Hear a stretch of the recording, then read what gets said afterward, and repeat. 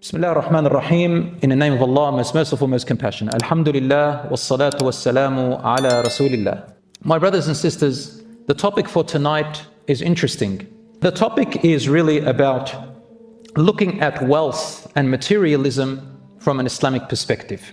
And I would like to correct some misconceptions about it. So let me begin with a question. Can a Muslim be wealthy and rich? The answer to that, brothers and sisters, is an absolutely yes. Absolutely yes. In fact, being wealthy and rich can be a cause to support the Muslim community and the people at large, and to serve your deen even better and become more pleasing and beloved to Allah subhanahu wa ta'ala. In fact, we're going to go through the whole content about how being wealthy and being resourceful is an excellent encouragement in the Quran and Sunnah. I begin with a hadith from the Prophet sallallahu alaihi wasallam. The hadith is in Bukhari and Muslim.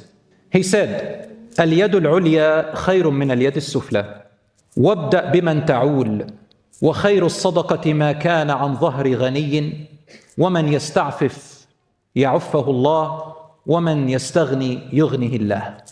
The meaning of the hadith is as follows. The hand that gives is better than the hand that begs and receives. In other words, financial independence is better than financial dependence. The Prophet, peace be upon him, goes on by saying, and start with your dependents first in who you give and spend on. Abu Hurairah radiallahu anhu said, Ya Rasulullah, who are our financial dependents? He said, your wife, your children, and anyone who is dependent on you for their livelihood. You start with them first from your wealth, before anyone else. He also said, sallallahu alaihi wasallam, the best type of charity, listen carefully, is from what is left over beyond one's financial needs, meaning your savings and profit. Which is the best charity? After what you spend on yourself, your wife, your children, your dependents, whatever's left over that you don't need for your family and your livelihood, your shelter, your clothing, your food, your security, and so on, left over, the best charity you can give is from that. Why? Because there's a priority. Dependents take priority. And being obliged to spend on your dependents is more beloved to Allah, because no one else is going to spend on them but you. Also, spending on your dependents is an obligation which is also considered a charity. In fact, it is the best charity of all charities. What is obliged is the best charity of all charity. He goes on, sallallahu alaihi wasallam, whoever is able to not need to ask from others, Allah will make him unneedy. You stop yourself from asking people for loans, asking people for whether it's money or anything else. Don't go into that habit. Avoid it as much as you can. Allah says He will make him unneedy.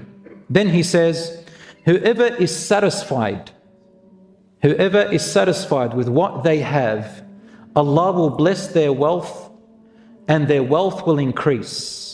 Or it also means whoever relies on their abilities Allah bless them with and seeks financial independence, Allah will assist him in his seeking and his efforts. So what have we understood from this? A Muslim should be financially independent as much as they can. If they're not yet, then to seek it and to work and not sit and wait and use justifications and excuses that Allah is going to provide them without moving. And also not to beg and ask and get out of that habit. And also that your family and dependents are more worthy, come in priority, and it is haram to neglect them even in the name of charity to others. And that the best charity is to your dependents first, and then the next best charity is what's left over of your wealth to others.